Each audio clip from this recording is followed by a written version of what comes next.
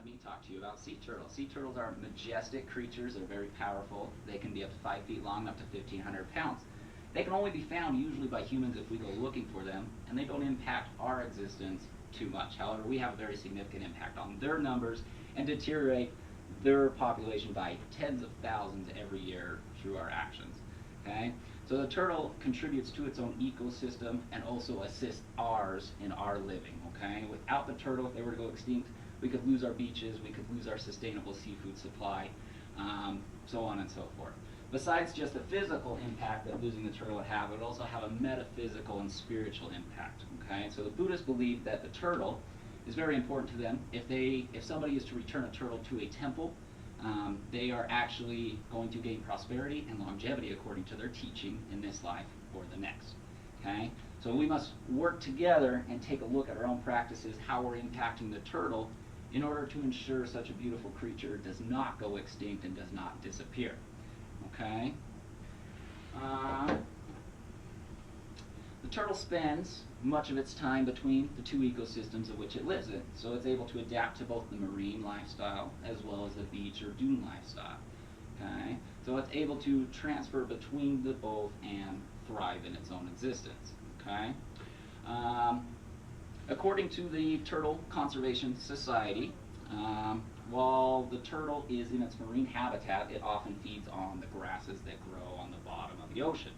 In doing so, it acts like a lawnmower. It keeps the bottom of the ocean healthy. Within that seagrass and that seaweed, fishes use that for refuge and use it for birthing grounds, essentially. And so if that grass becomes too long and the turtle isn't able to trim it down and keep it short, those fishes would not have a place to give birth and their populations would die off. And so that would decrease our sustainable seafood supply and cause the cost of fish, your favorite fillets, salmon, whatever it may be, to absolutely skyrocket and go up in price. Okay? So it may not be such a big deal regionally, but if that were to occur globally, it would be very significant and impact us greatly. Okay? So another way the turtle sustains us and our livelihood is by its contribution to the beaches. So the turtle comes to shore essentially to lay its eggs, dig a hole, put its eggs in there, and give birth to them. Sometimes not all those eggs hatch though. Sometimes those eggs remain in the hole, they decay away and erode, and essentially provide nutrition to the beach. That then allows plant life and plant matter to grow on the beach and actually protect the soil from eroding away.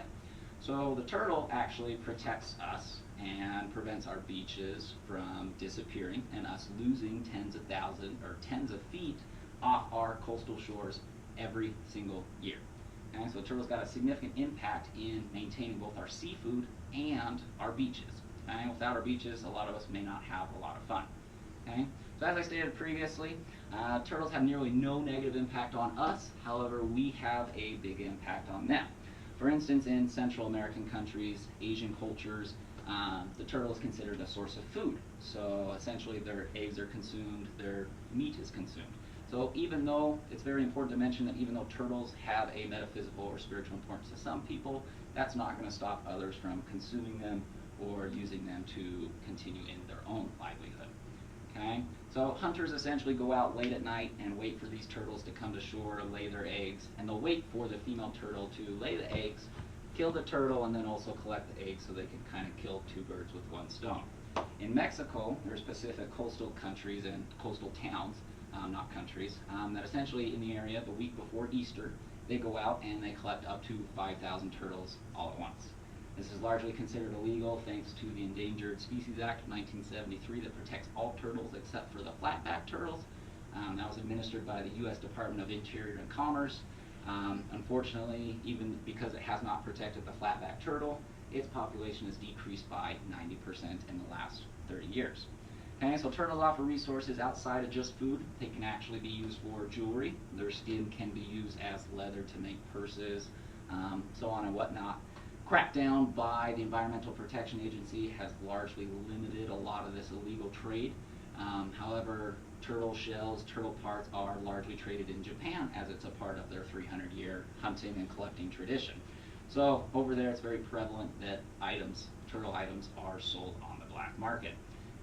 These items are still the most prominently seized items by U.S. Department of Customs from people returning from Caribbean cruises, and so it's a very big problem there.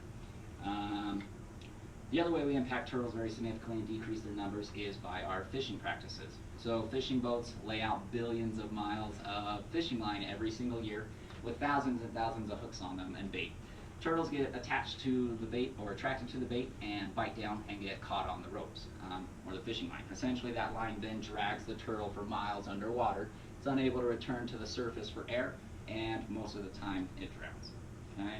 This is something we need to take a serious look at, as our current fishing fleet is 2.5 times the size that it should be to sustain our seafood supply. Okay? In order to slow down the illegal catching of turtles, there's actually been a new law put in place, given that over 1,000 turtles have been caught in the last 18 months in the Mexican Gulf Coast, that fishing liners now have to fish 2.5 times further out at sea. So despite efforts by the World Wildlife Foundation, other conservation agencies, populations of turtles has unfortunately continued to fall. Humankind has to find a way for the continuance of all species alive to exist without essentially affecting one another. We must take action as people and pass statutes and limitations on fishermen, on anybody who infringes upon the right of the turtle and affects their population negatively. We've got to create stricter laws, penalties, to anybody who detriments the survival of the turtle. We must establish refuges on beaches for these turtles to come to so they can safely lay their eggs and they can be successfully hatched. And we also need to look into the illegal and hazardous dumping of garbage into our oceans, as that also is having a great impact on their life. And we also, as citizens, must inform and educate those around us in order to promote change and action and actually be able to succeed in conserving the sea turtle's life. So, thank you.